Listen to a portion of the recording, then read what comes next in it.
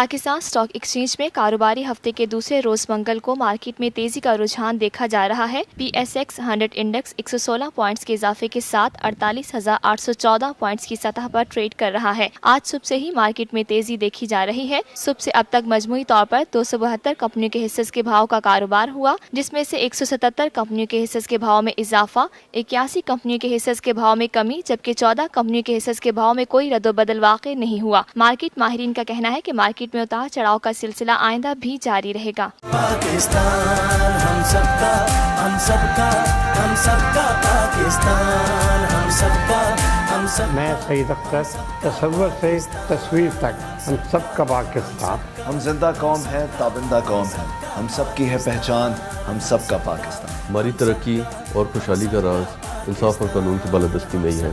हम सबका पाकिस्तान, हम सबका पाकिस्तान।